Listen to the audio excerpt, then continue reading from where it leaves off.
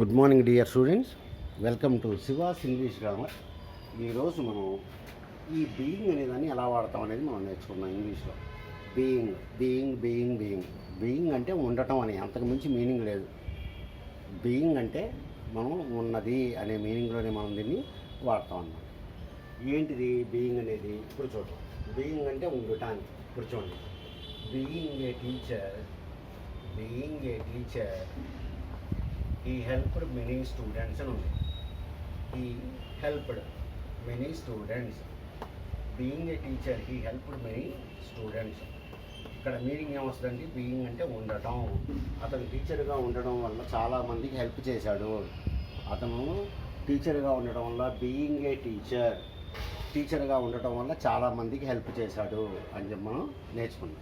కాబట్టి ఇక్కడ బీయింగ్ అంటే ఉండుట అనే మీనింగ్లో మనం దీన్ని చెప్తాం అన్నమాట. అంతకు మించి మీనింగ్ లేదు మనకి. బీయింగ్ అంటే ఉండటం అంటే. రైట్, చూడండి. Being being being an employee, being an employee in a company, being an employee in a company, he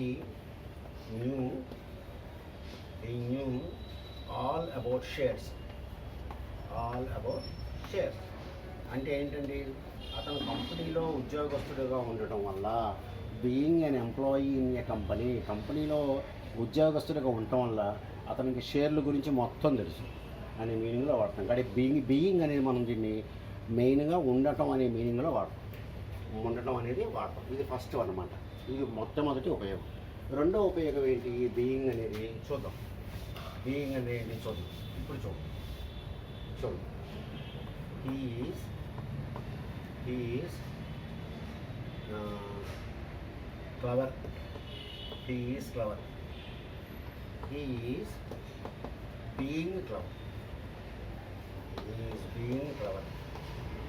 అలాగే he is being naughty. అలాగే he is being honest. he is being honest.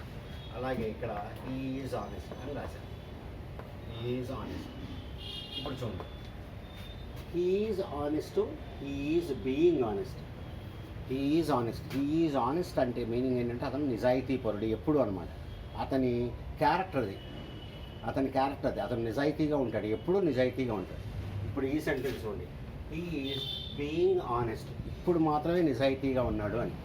ఇప్పుడు మాత్రమే నిజాయితీగా ఉంటాం. మొత్తానికి ఎప్పుడున్నాడా కాదు. ఆ బీయింగ్ అంటే ఉండటం అనమాట. He is being honest. అతను నిజాయితీగా ఉన్నాడు. హీ ఈజ్ బీయింగ్ నాటీ, అన్ని పిచ్చి పనులు చేస్తున్నాడు. He is being clever. ఇప్పుడు మాత్రమే తెలివిగా ఉన్నాడు. అది హీ ఈజ్ క్లవర్ అంటే అతను ఎప్పుడు తెలియగలడు అని. వాడి క్యారెక్టర్, వాడి లక్షణం అదే. కానీ హీ ఈజ్ బీయింగ్ క్లవర్ అన్నాం అనుకోండి, ఇప్పుడు మాత్రమే వాడు తెలివిగలగా ఉన్నాడు అని చెప్పి మనం చెప్తాం అనమాట. రైట్. కాబట్టి బీయింగ్ అంటే ఎక్కడైనా సరే మనకి మీనింగు ఉండటం అనే మీనింగ్ మాత్రమే మనకి వస్తుంది అనమాట. మనకి వస్తుంది. ఇక్కడ మీరు గమనిస్తే బీయింగ్ పక్కన మనం చూడండి యాడ్జెక్టివ్స్ వాడాం. అన్నీ కూడా యాడ్జెక్టివ్స్ అంటే ఒకళ్ళ గురించి చెప్తుంది అనమాట. He is being clever, he is being naughty, he is being honest, he is being tired, he is being tired. ఇలా మనం ఈ బీయింగ్ అనేదాన్ని వాడుతుంటాం. కాబట్టి మెయిన్ మీనింగ్ మాత్రం మీరు మర్చిపోవద్దు. ఏంటి ఆ మెయిన్ మీనింగ్ అంటే? బీయింగ్ అంటే ఉండటం అని. బీయింగ్ అంటే ఉండటం అనేటువంటి మీనింగ్ మాత్రం మీరు మర్చిపోవద్దు. అది ఎప్పుడు కూడా కన్ఫర్మ్డ్ అనమాట. అది ఎప్పుడు కూడా కన్ఫర్మ్. రైట్.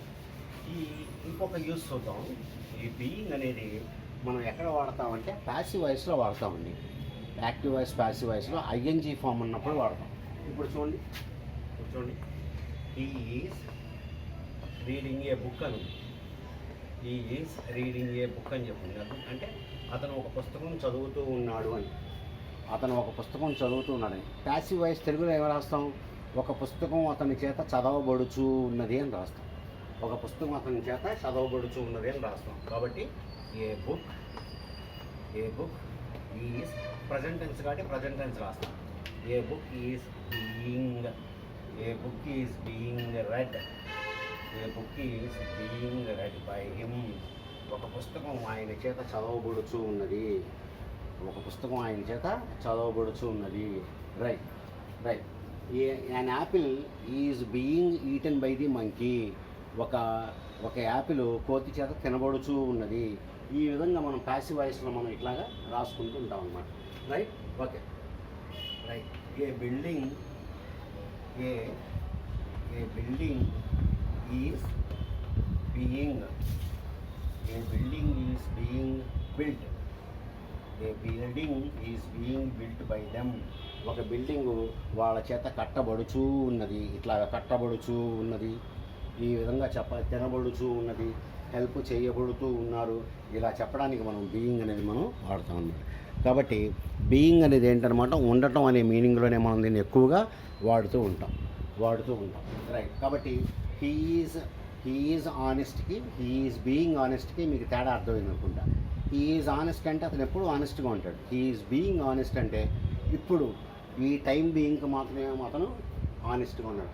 హీఈస్ నాటీ, ఎప్పుడు చిల్లర పనులు చేస్తూ ఉంటాడు.